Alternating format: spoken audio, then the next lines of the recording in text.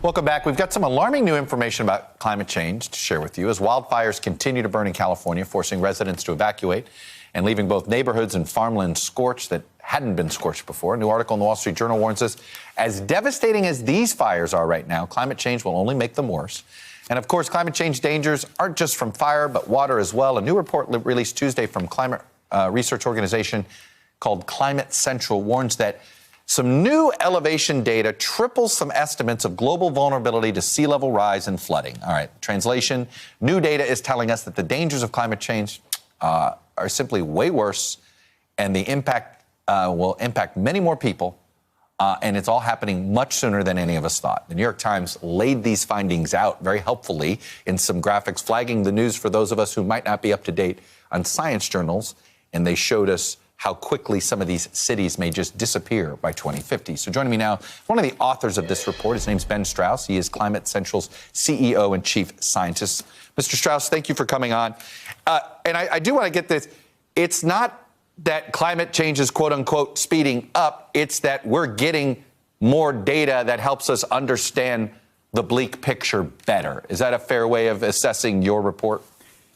Yes. Well, first of all, thanks so much for having me to discuss this important topic. And you're exactly right. There's no new projection of the speed of sea level rise or climate change here.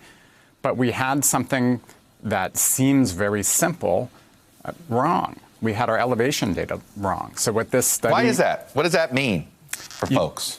You know, here in the United States, we have good information on the elevation of land above water. But globally, in a lot of places, in Asia and Africa, Latin America, we don't have very good data.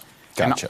And it's, you know, when you want to know how many people could be affected by rising sea levels, you really need to know two things: the height of the water that it's going to be and the height of the land where people live.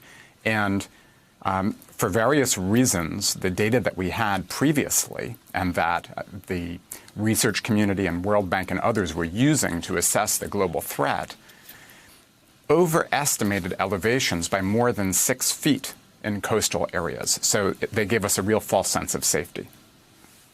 So China's government sees this map here of Shanghai. I believe that was one of the cities that you showed that was essentially in high risk by 2050, 31 years from today. What should the Chinese government do with that information? What is it now to prevent that scenario, or is it unpreventable?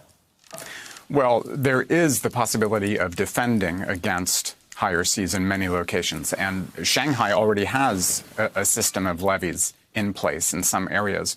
So one thing the Chinese government can do is research their elevations and do planning to build more levees high enough to protect against the seas as they continue to rise. That is going to be possible in many places where there are resources or where the geography permits it. But in other places, I think it will be prohibitive because of difficulties in the geography. The shoreline is too complex, or a government just doesn't have the resources.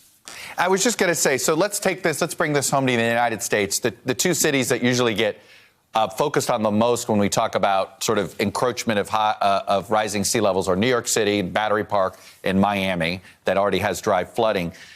Is the reason why those two cities weren't included in this projection because of what you told me earlier, that we have good data and so our projections are pretty accurate there? Yes, we did a global analysis, but we're not highlighting the part in the United States because we already have better data there. And we have done that analysis in the past.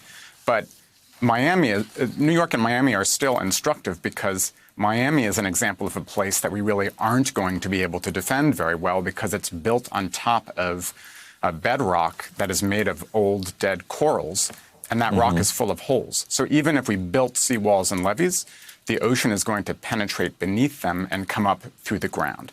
New York will be difficult to defend, but more defensible than Miami.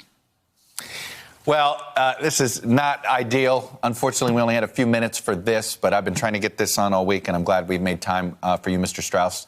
I hope folks spend a lot more time at Climate Central and look at this report and do more than just read it. Anyway, Mr. Strauss, thank you very much. Thank you so much for having me. Hello, YouTubers. If you're watching this, it means you've checked out our channel, so thank you. Now do me a favor, subscribe by clicking on that button down there.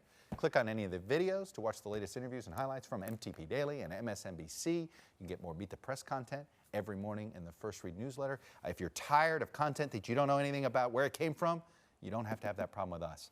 NBC News, MSNBC, MTP, and the Meet the Press mindset right here for you on YouTube. Subscribe now.